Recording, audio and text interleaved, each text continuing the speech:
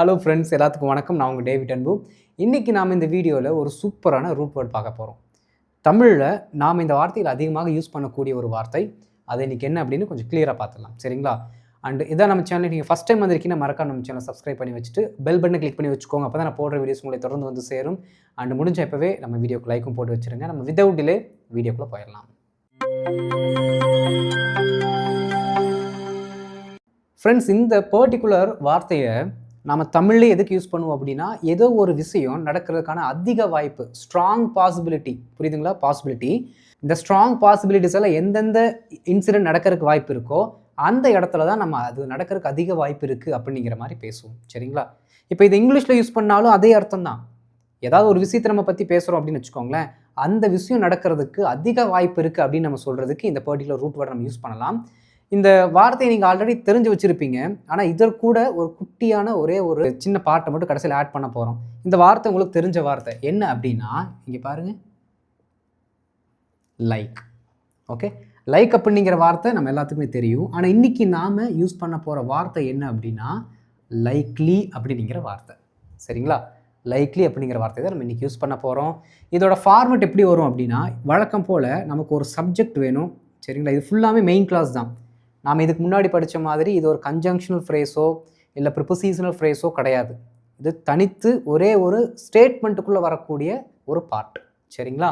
ஒரு சப்ஜெக்ட் வேணும், அதற்கடுத்து ஒரு பி வெர்பு வேணும், சரிங்களா? அதற்கடுத்து ஒரு பி வெர்பு, அதற்கடுத்து இந்த லைக்லி அப்படிங்கிற வார்த்தை கூட டு அப்படிங்கிற ப்ரிப்போசிஷனை கண்டிப்பாக நீங்கள் போட்டே ஆகணும், சரிங்களா? எப்படி? பி வெர்பு, அதற்கடுத்து லைக்லி டு அப்படிங்கிற வார்த்தை, அதற்கடுத்து நாம் V1 போடணும். எந்த ஆக்ஷன் நடக்கிறதுக்கு அதிக வாய்ப்பு இருக்குன்னு நம்ம பேசுகிறோமோ அந்த ஆக்ஷனோட V1 ஃபார்மெட் போட்டுட்டோம் அப்படின்னா நம்ம ஈஸியாக எந்த விஷயம் நடக்கிறதுக்கு அதிக பாசிபிலிட்டிஸ் இருக்குது, அதிக வாய்ப்பு இருக்குது அப்படின்னு சொல்கிறோம் பார்த்தீங்களா, அதை ஈஸியாக கன்வே பண்ணிடலாம், ரைட்? இப்போ பாருங்கள், இந்த பர்டிகுலர் ஃபார்மெட் எதுக்கு யூஸ் ஆகுதுன்னா, ஒரு ஆக்ஷனை சொல்கிறதுக்கு, சரிங்களா? ஒரு சில இடங்கள் நம்ம ஆக்ஷனை சொல்ல மாட்டோம், தாமதமாவதற்கு அதிக வாய்ப்பு இருக்கிறது. இந்த இடத்துல பார்த்தீங்கன்னா ஆக்ஷனே இல்லை, தாமதம் அப்படிங்கிறது பார்த்தீங்க அப்படின்னா அது வேர்புக்குள்ளே வராது. அப்போ இந்த மாதிரி ஏதாவது வார்த்தைகள் வந்தால் அங்கே நாம் இந்த லைக்லி இருக்குது பார்த்தீங்களா, இந்த லைக்லி கூட டு பி அப்படின்னு போட்டு அந்த பர்டிகுலர் வேர்டை போட்டால் வேலை முடிஞ்சது. ஓகே, அந்த பர்டிகுலர் நவுனை போட்டால் வேலை முடிஞ்சது. நவுன் தான் சொல்லப்போனால். ஓகே, வேர்டுங்கிறது பதிலாக நம்ம என்ன பண்ணிக்கலாம், நவுன் ஃபேமிலியில் வரக்கூடிய ஏதாவது ஒரு வார்த்தையை போட்டோம் அப்படின்னா செட் ஆயிரும். வேர்பு ஆக்ஷனை பற்றி பேசுனா டூவோட முடிச்சுக்கணும். நவுனு ஆப்ஜெக்ட் ஏதாவது பற்றி பேசுனா டு பி அப்படிங்கிறத நம்ம ஆட் பண்ணணும், சரிங்களா? ஸோ இந்த ரெண்டு ஃபார்மெட்டும் உங்களுக்கு தெரிஞ்சிருந்தா அந்த பர்டிகுலர் விஷயம் நடப்பதற்கு அதிக வாய்ப்பு இருக்கிறது அப்படிங்கிறத நம்ம சிம்பிளாக என்ன பண்ணிடலாம், கன்வே பண்ணிடலாம். இப்போது இதற்கான ஒரு சில எக்ஸாம்பிள்ஸ் பார்க்கும்போது கொஞ்சம் ஐடியாஸ் நமக்கு கிடைக்கும், சரிங்களா? இப்போ நம்ம எக்ஸாம்பிள்ஸ்குள்ளே போகலாம். இப்போ ஒரு சில எக்ஸாம்பிள்ஸ் பார்க்கலாம் ஃப்ரெண்ட்ஸ். இங்கே பாருங்கள், ஃபார்மெட் எப்படி இருக்குன்னா, சப்ஜெக்ட்டு பி வேர்பு, இந்த சப்ஜெக்ட்டுக்கு ஏற்ற பி வேர்ப் போட்டுக்கணும், மேக்ஸிமம் ப்ரெசன்ட்லேயே தான் வரும், சரிங்களா? அடுத்து லைக்லி டு அப்படிங்கிற வார்த்தையை இமீடியட்டாக போட்டுட்டு அதற்கடுத்து நம்ம போடக்கூடிய வேர்பு, சரிங்களா?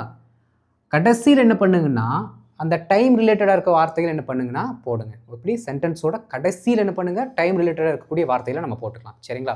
இப்போ கவனிங்க, இந்த ஆண்டு அவர்கள் வெற்றி கோப்பையை வெல்ல அதிக வாய்ப்புள்ளது. வெற்றி கோப்பையை வெல்ல அதிக வாய்ப்புள்ளது. இங்கே பாருங்கள், டைம் ரிலேட்டடாக இருக்கக்கூடிய ஒரு வார்த்தை வந்துருச்சு, அதிக வாய்ப்புள்ளது அப்படிங்கிற வார்த்தை வந்துருச்சு. அடுத்து வெற்றி கோப்பையை வெல்ல, இங்கே தான் வேர்ப் இருக்குது, சரிங்களா? வேர்ப் இது ஐடென்டிஃபை பண்ணிக்கணும். அடுத்து கடைசியாக வரக்கூடிய அந்த பர்டிகுலர் ஆப்ஜெக்ட் என்னவா இருக்குன்னா வெற்றி கோப்பை, சரிங்களா? அடுத்து அந்த ஆக்ஷனை செய்கிறவங்க அவர்கள், இதுதான் அந்த பர்டிகுலர் சென்டென்ஸ்குள்ளே இருக்க எலிமெண்ட்ஸ். இதை அப்படியே தூக்கி இந்த ஃபார்மெட் படி உட்கார வச்சிட்டோம்னா சென்டென்ஸ் முடிஞ்சது. ஓகே, பாருங்கள், சப்ஜெக்ட் யார், அவர்கள், தேவோட ப்ரெசென்ட்டில் இருக்க ப்ராப்பரான பி வெர்ப் யார், ஆர், அவ்வளோதான். தே ஆர், உடனே லைக்லி டு அப்படிங்கிற வார்த்தையை போட்டுக்கணும். ஓகே, லைக்லி டு என்ன வேர்ப் இருக்குது, வெல்ல, அப்போது வின், சரிங்களா? எதை வெல்ல, ஒரு ஆப்ஜெக்ட் போடணும். ஓகே, அப்போது அந்த ஆப்ஜெக்ட் இங்கே என்னவா இருக்குன்னா வெற்றி கோப்பையை அப்படின்னு இருக்குது. அப்போது வின் த சாம்பியன்ஷிப் அப்படின்னு நம்ம போட்டுக்கலாம். Okay, championship. ஷிப். சரிங்களா?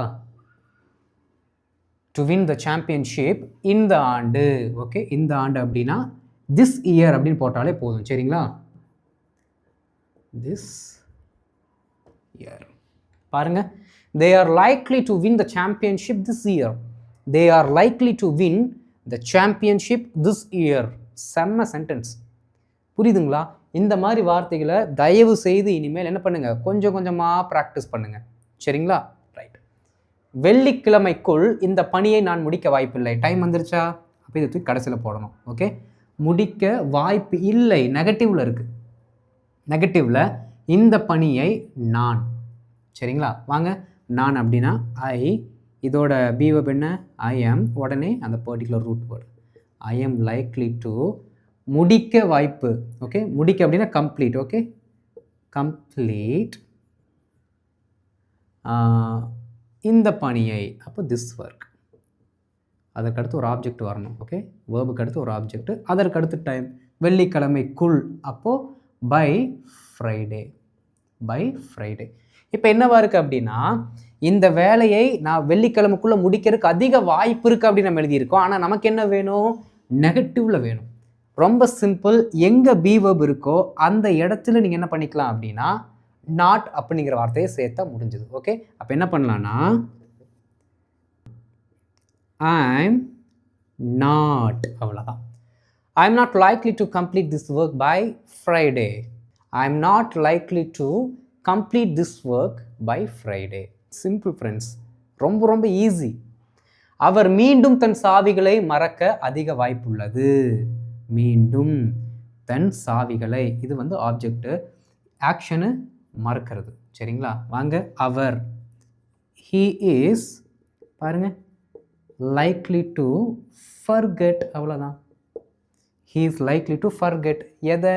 அவருடைய சாவிகளை. his keys. his keys. Okay, பாருங்க, he is likely to forget his keys. இப்போ என்ன பண்ணணும்? மீண்டும் அந்த டைமை சொல்லக்கூடியது, எகெயின், இந்த ரிப்பீட்டட், இந்த கைண்ட் ஆஃப் அட்வர்ப். சரிங்களா? தூக்கி கடைசியில் போட்டுற வேண்டியது தான்.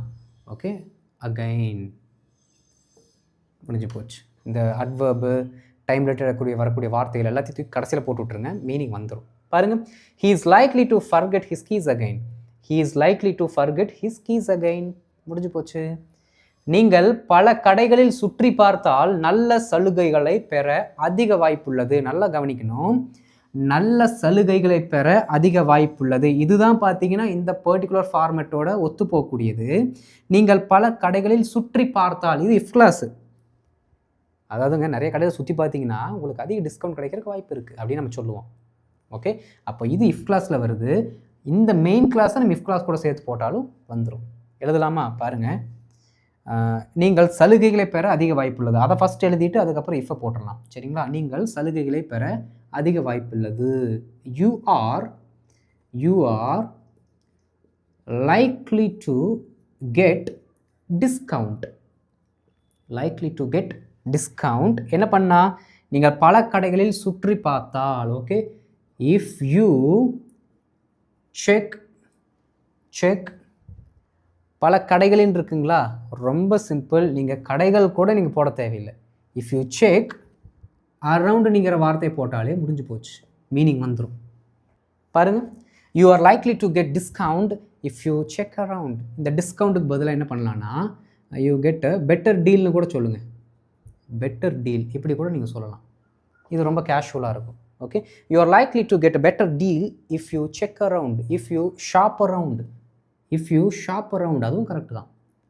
ஷாப்னா ஷாப்பிங் பண்ணுறதை நம்ம வேர்பை யூஸ் பண்ணியிருக்கோம். If you shop around, you are likely to get a better deal if you shop around, you are likely to get discount if you check around. Easy. அடுத்து பாருங்கள், இப்போதைக்கு எரிமலை வெடிக்க வாய்ப்பில்லை. வாய்ப்பில்லை நெகட்டிவில் இருக்குது. எது? ஆமாம், எரிமலை. ஓகே, அப்போ ரொம்ப சிம்பிள். தி வல்கனோ. வல்கனோனா யார்? வல்கனோனா அவர் தான் எரிமலை. சரிங்களா? தி வல்கனோ isn't அப்படின்னா இஸ் நாட் லைக்லி டு வெடிக்கிறதுக்குங்க, எரப்ட் அப்படின்னு நம்ம சொல்லலாம். ஓகே, எரப்ட்னா வெடிக்கிறது. சரிங்களா? வேறு என்ன பிளாஸ்ட் அப்படிங்கிற வார்த்தை இங்கெல்லாம் யூஸ் பண்ணக்கூடாது, வராது. Erupt. The volcano isn't likely to erupt. எப்போவாமா? இப்போதைக்கு. அப்போது as of now. as of now. பாருங்க, the volcano isn't likely to erupt as of now. The volcano is not likely to erupt as of now. எப்படி? The volcano is not likely to erupt as of now. ரொம்ப ரொம்ப easy friends. பொறுமையாக learn பண்ணுங்கள், போதும். Time நிறைய இருக்குது நமக்கு. பொறுமையாக என்ன பண்ணிக்கலாம், நம்ம புதுசாக கற்றுக்கலாம். கற்றுக்கிட்டதை எப்படி சென்டென்ஸில் போடணும் அப்படிங்கிறதையும் நம்ம தெளிவாக படிச்சுக்கலாம். ஈஸியாக இருக்கா உங்களுக்கு இது? இப்போ அடுத்து என்ன பண்ண போகிறோம் அப்படின்னா, இந்த டூக்கு அடுத்து பி அப்படிங்கிற வார்த்தையை போட்டு யூஸ் பண்ண போகிறோம். To be, likely to be அப்படிங்கிறத நம்ம யூஸ் பண்ண போகிறோம். சரிங்களா?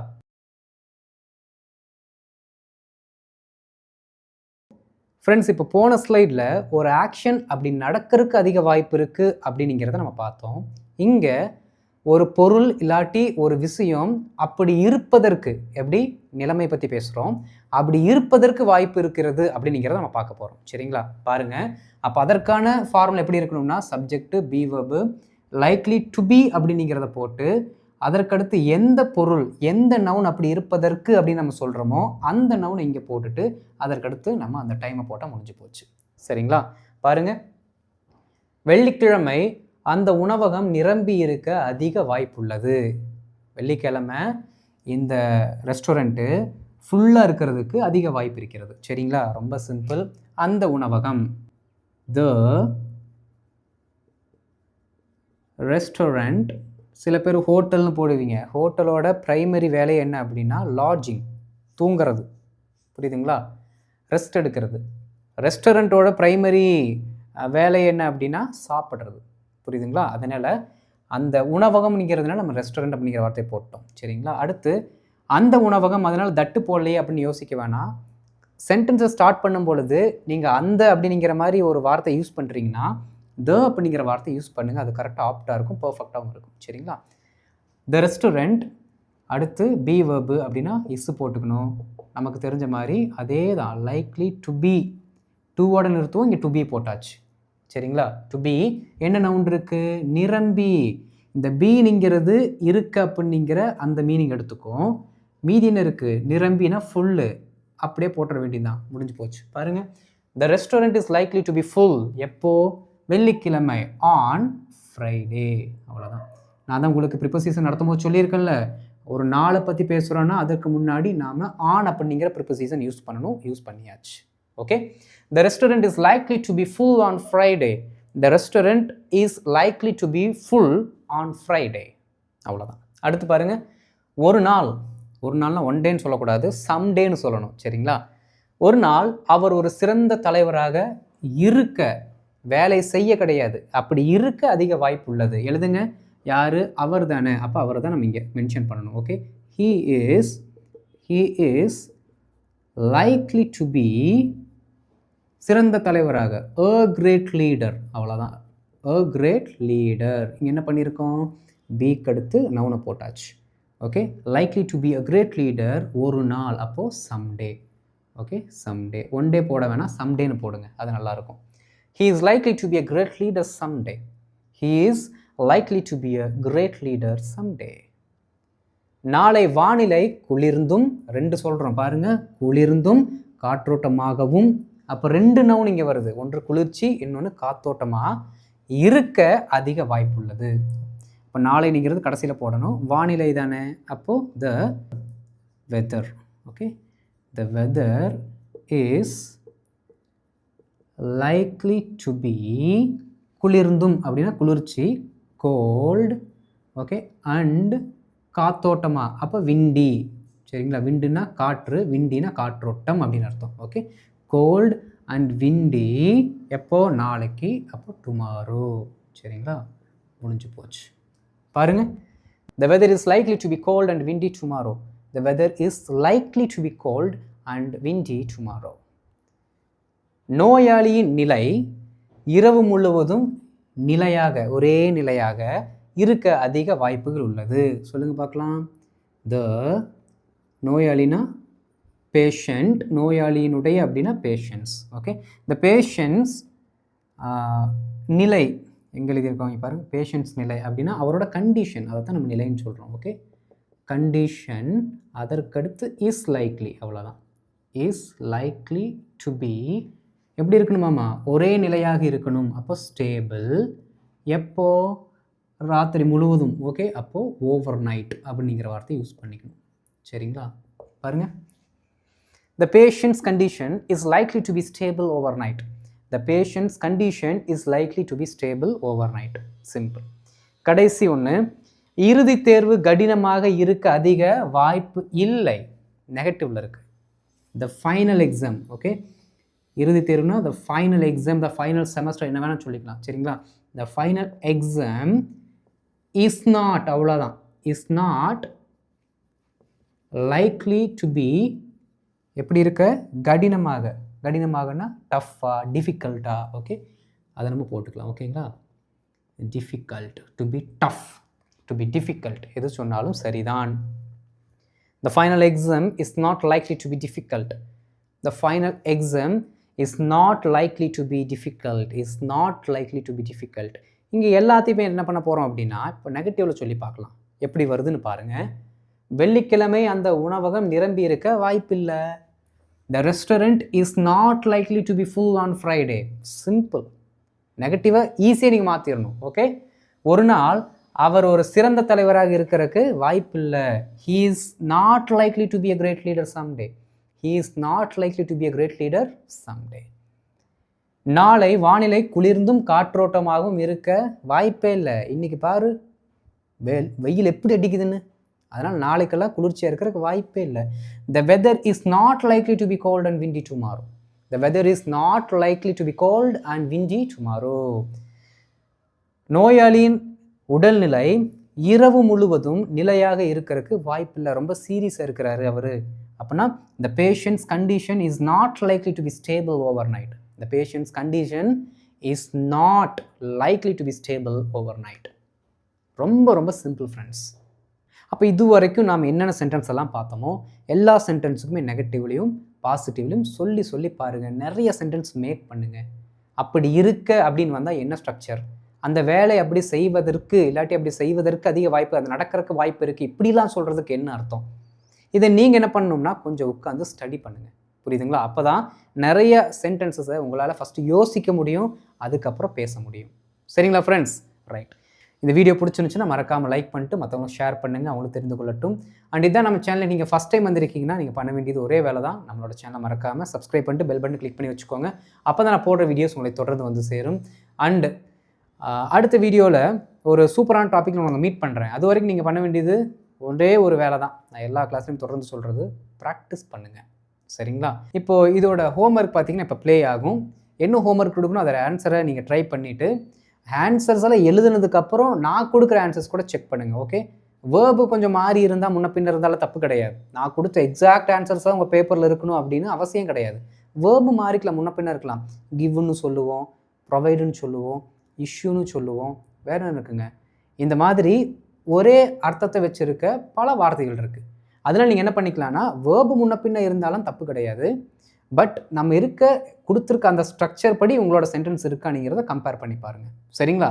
ரைட், அடுத்த வீடியோவில் பார்க்கலாம். தேங்க்யூ.